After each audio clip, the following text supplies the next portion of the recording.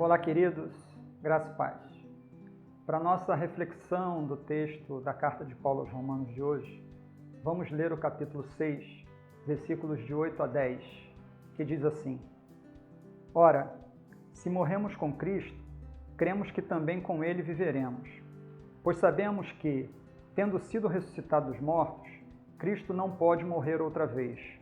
A morte não tem mais domínio sobre ele, porque morrendo, ele morreu para o pecado uma vez por todas, mas vivendo, vive para Deus.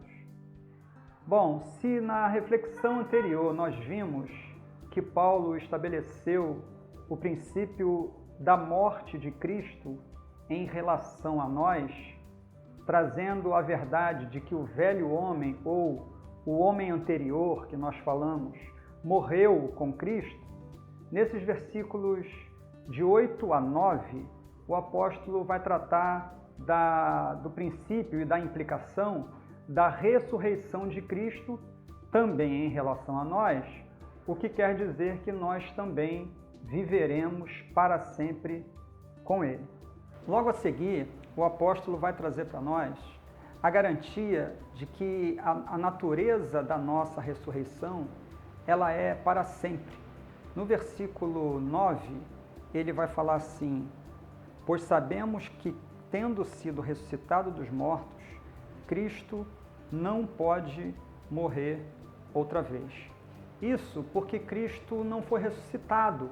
Não na versão clínica que nós conhecemos, ele não somente saiu da morte. Se fosse assim, o Lázaro também teria o mesmo destino que Cristo e tantas outras pessoas que Cristo ressuscitou. Mas o ponto que está em questão é que Cristo sai de uma esfera de vida que é totalmente diferente da anterior, e quando ele ressurge dos mortos, ele passa para uma dimensão que ninguém nunca tinha avançado. O Lázaro já tinha morrido, ressuscitou, mas depois teve que morrer. Todas as outras pessoas que Cristo ressuscitou também, depois de terem sido ressuscitadas, voltaram a morrer. Mas Cristo não.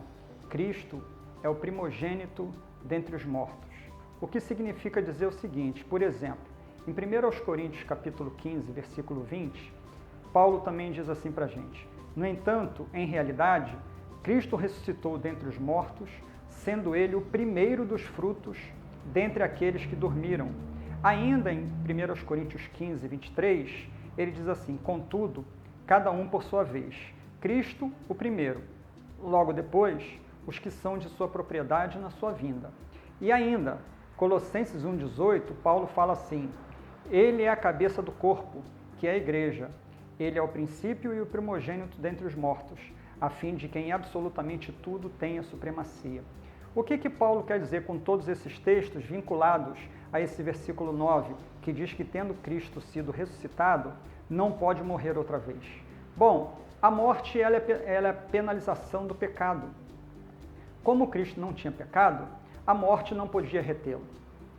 Se nós pudéssemos imaginar uma cena, seria como se a morte olhasse os seus manuais quando Cristo desceu à morte, e eles consultassem todas as páginas e todas as leis e veriam que Cristo não poderia ficar lá. Ou seja, ele não podia ser retido pela morte, porque não havia pecado.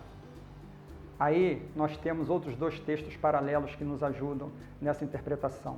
Atos capítulo 2, versículo 24 diz assim: contudo, Deus os ressuscitou dos mortos, rompendo os laços da morte, porque era impossível que a morte o retivesse. E em Apocalipse capítulo 1, versículo 18, o próprio Senhor Jesus diz assim: eu sou o que vive, estive morto, mas eis que estou vivo por toda a eternidade e possuo as chaves da morte e do inferno. Essa é a garantia que nós temos, queridos. Se nós estamos unidos a Cristo na sua morte, também o estaremos na sua ressurreição. E a ressurreição é para a vida eterna, é para o gozo eterno. Nós passaremos apenas por uma morte, isso se não formos arrebatados antes. Mas ao morrermos e ressuscitarmos, nunca mais a morte fará parte da nossa história. Essa é a garantia que nós temos como cristãos Essa é a garantia que nós podemos levar para toda a vida e é isso que devemos anunciar a toda a humanidade. Que Deus nos abençoe.